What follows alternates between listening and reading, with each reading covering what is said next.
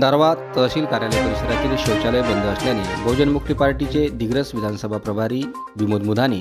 यांनी तहसीलदाराच्या नामफलकाला अर्पण केले बेश्रमाचे पुष्पगुच्छ।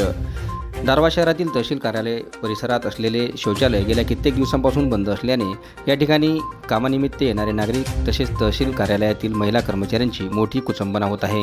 याविषयी बहुजन मुक्ती पार्टीच्या वतीने वारंवार निवेदन देऊन व आंदोलने करूनही तहसील प्रशासनाला जाग येत नसल्याने बहुजन मुक्ती पार्टीचे दारव्हा दिग्रस नेर विधानसभा प्रभारी विमोद मुधाने यांनी शुक्रवार दिनांक 2 फेब्रुवारीला दुपारी 12 वाजता दरम्यान तहसीलदार यांना बेश्रमाचा पुष्पगुच्छ देण्याचा प्रयत्न केला, परंतु तहसीलदार यांनी तो न स्वीकारल्यामुळे कार्यालयाबाहेर असलेल्या तहसीलदार यांच्या नामफलकाला बेश्रमाचा पुष्पगुच्छ देऊन रोष व्यक्त केला। याविषयी अधिक माहिती देताना बहुजन मुक्ती पार्टीचे दिग्रस विधानसभा प्रभारी विमोद मुधाने म्हणाले, दारव्हा तहसील कार्यालयातील शौचालयाच्या संदर्भामध्ये मी अनेकदा बहुजन मुक्ती पार्टीच्या वतीने प्रशासनाला, तहसील प्रशासनाला तसेच उपविभागीय अधिकारी साहेब दारव्हा तसेच जिल्हा अधिकारी साहेब यवतमाळ आपणासुद्धा या माध्यमातून बहुजन मुक्ती पार्टीच्या माध्यमातून पत्र व्यवहार केले होते। 26 तारीख ही डेडलाईन दिली होती, त्यानंतर 2 तारीख अंतिम तारीख दिली होती आणि या दिवशी आम्ही माननीय तहसीलदार साहेब दारव्हा यांचं जे शौचालय बांधकाम म्हणजे बांधकाम करून असूनसुद्धा त्यांनी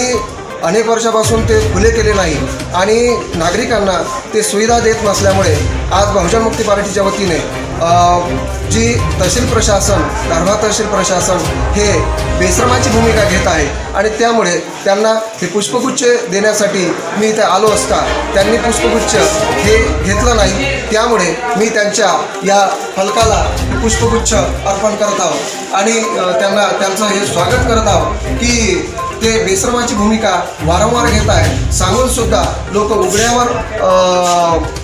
शौच करत आहेत, मुतारी करत आहेत, महिला उघड्यावर लघवी संडास करत आहेत आणि त्यामुळे